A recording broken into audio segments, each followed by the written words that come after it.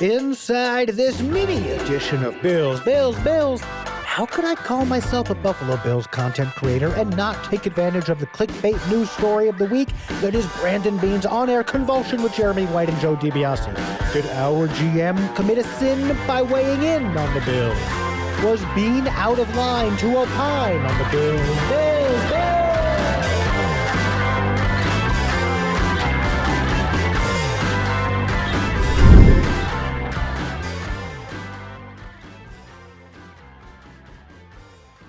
I'm going to begin this edition of Bills, the first one since the close of the 2025 NFL Draft, by invoking some names that I invoked in the last episode I did before the draft. Those names are Sheldon Rankins, Kenny Clark, Robert Nkemdiche, and Vernon Butler. Those are the four defensive tackles taken before Chris Jones in the 2016 NFL Draft. And I invoke those names as a means to avoid an investigation as to how I think the Bills draft picks, particularly Hairston, Sanders, Jackson, and Walker, will perform as rookies or pan out once they've graduated beyond being NFL freshmen. Because anyone who thought that Sheldon Rankins, Kenny Clark, Robert Nkemdiche, or Vernon Butler ought to have been drafted before Chris Jones was, well, wrong. And so today, on this mini edition of Bills anyway, I've got no opinion to offer on our incoming rookie class. I will in later episodes, but not today. Today is for rapping about Josh Allen's weapons on offense and doing so through the lens of Brandon Beane's outburst on WGR, during which he accused hosts Jeremy White and Joe DiBiase of, quote, bitching about the wide receiver room. Brandon Beane is right. Brandon Beane is right. All apologies to those critics of Josh Allen's pass catchers, but Brandon Beane is right when he says that the offense was excellent last year and is poised to be excellent again this year. In this week's big edition of Bills, I speak to how Dalton Kincaid remains, despite a challenging 2024 season, a seriously potent pass-catching weapon. To summarize what I said in that episode, one could argue that Dalton Kincaid was a better college tight end than Brock Bowers, and that person shouldn't get laughed at. Beane traded up to get Dalton Kincaid with the 25th pick in the 2023 NFL Draft. Kincaid's talent didn't suddenly disappear. Joe Marino predicted 90 catches and 8 touchdowns for Kincaid heading into the 2024 season. Obviously, that sort of production did not manifest, but that by no means indicates that such production can't be expected this coming season. And if Kincaid produces, then Josh indeed has the very pass-catching weapons that Jeremy White and Joe DiBiase were, quote, bitching about. Now, should Brandon Beane have gone off the way he did? Probably not.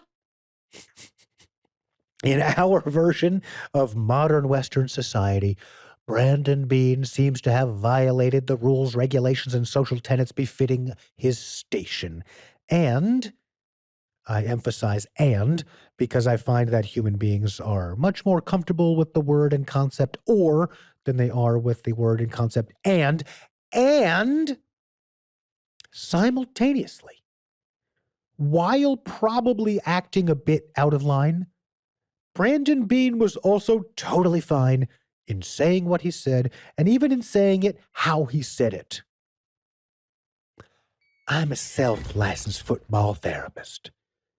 And as is the case with so many in the talk therapy profession, I fall into the overlap within the Venn diagram that has in one circle those who are talk therapy professionals, and in the other circle, those who seek out talk therapy professionals. Most therapists are a little nuts themselves. You try and heal that in others which you can't heal in yourself. Know what I'm saying? And so, as an emotional dude myself, I can totally understand Brandon Beane after what must have been one hell of a stressful stretch of days. A stretch of days which probably didn't include very much sleep. A stretch of days that probably included an irresponsible hormone-inflaming diet, needing to blow off a little steam. Beane's outburst was simultaneously not that okay and totally okay. And it's particularly totally okay because he's right. Stop bitching about wide receivers. Step back. Step way back. What's the real concern? I'll tell you the real concern. The real concern is Josh Allen's weaponry. And that, sorry not sorry to tell you, ain't really a valid concern. Josh has one of the best offensive lines in football. Josh has one of the best running back rooms in football. Josh has a great slot receiver. One really good, well-paid, reliable tight end in Dawson Knox, and another ascendant, premier pass-catching tight end in Dalton Kincaid. And what if Curtis Samuel is fully healthy? What say you then, wide receiver bitchers? And what if Josh Palmer turns out to be, good? What say you then? Keon? The point is, Josh has weapons. They might just not be the weapons that blow your skirts up. The weapons are 2 all-pro caliber tackles and very solid interior linemen and a really good slot receiver and 3 really good running backs and 2 very good tight ends. That's that. That's kind of that. Beane was right and wrong and mostly right. That's that.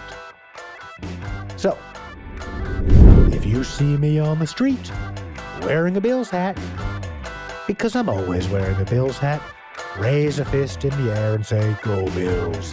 And I will return the gesture by raising a fist in the air and saying to you, "Go Bills, go Bills, go Bills."